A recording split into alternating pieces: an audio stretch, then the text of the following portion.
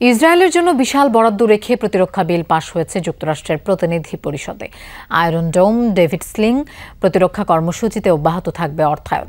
এছাড়া অস্ত্র নিষেধাজ্ঞার জেরে তেল আবিব চাপে পড়লে আইনগতভাবে পাশে দাঁড়াবে ওয়াশিংটন। আগামী অর্থবছরে সামরিক খাতে মোট বরাদ্দ $901 বিলিয়ন। সেখান থেকে ইউক্রেনকে দেয়া হবে $800 মিলিয়ন সহায়তা। বিজলি কেবলসের স্কিন কোটেড ইনসুলেশন আগুন প্রতিরোধী। বিজলি কেবলস, নিরাপদ আজীবন। Move the previous question on the resolution. 1961 সাল থেকে যে কয়টি বিল কোনো বাধা ছাড়াই পাশ হয়ে আসছে যুক্তরাষ্ট্রের কংগ্রেসে, তার মধ্যে একটি প্রতিরক্ষা বিল, যা পরিচিত জাতীয় প্রতিরক্ষা অনুমোদন আইন বা NDAA নামে। বুধবার দেশটির পার্লামেন্টের নিম্নকক্ষ প্রতিনিধি পরিষদে পাশ হয়েছে বিলটি। 2026 অর্থ বছরে সামরিক বাজেট ধরা হয়েছে $901 বিলিয়ন।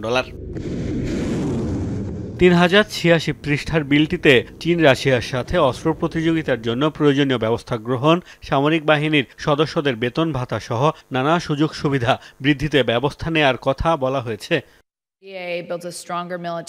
এই বিল সামরিক সদস্যদের বেতন বৃদ্ধি, আবাসন ব্যবস্থার উন্নয়ন, উচ্চমানের স্বাস্থ্যসেবা নিশ্চিত করবে। এটি তাদের আরও আধুনিকীকরণেও ভূমিকা রাখবে। আগামী অর্থবছরে NDAA এর মাধ্যমে সুরক্ষিত জাতি গড়ে তুলতে সামরিক বাহিনীকে শক্তিশালী করা হবে। রাশিয়ার হামলা মোকাবেলায় যুক্তরাষ্ট্রের কাছ থেকে আগামী 2 বছরে $400 মিলিয়ন করে মোট $800 মিলিয়ন সামরিক সহায়তা পাবে ইউক্রেন। বাল্টিক অঞ্চলের নিরাপত্তায় লাটভিয়া, লিথুয়ানিয়া ও এস্তোনিয়ার প্রতিরক্ষা খাতে $175 মিলিয়ন সহায়তা করবে যুক্তরাষ্ট্র। এই বিল আইনে পরিণত হলে ইউরোপে কমপক্ষে 76,000 মার্কিন সেনা থাকতে হবে, মোতায়েন রাখতে হবে সর্বাধুনিক সব অস্ত্র সরঞ্জাম।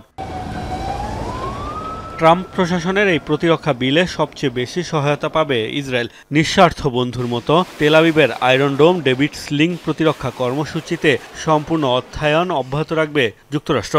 গাজা ও পশ্চিম তীরে আগ্রাসনের জেরে বিভিন্ন দেশের অস্ত্র নিষেধাজ্ঞায় যখন চাপে ইসরায়েল, তখন তাদের পাশে দাঁড়ানোর সিদ্ধান্ত ট্রাম্প প্রশাসনের। বিলে বলা হয়েছে, অস্ত্র নিষেধাজ্ঞার জেরে ইসরায়েলের নিরাপত্তা দুর্বলতা তৈরি হলে তা মূল্যায়ন করে যথাযথ ব্যবস্থা নেবে ওয়াশিংটন। এই বিল পর্যালোচনার জন্য এখন পাঠানো হবে সিনেটে। সেখানে পাশ হলে মার্কিন প্রেসিডেন্ট সই করে তা আইনে পরিণত করবেন।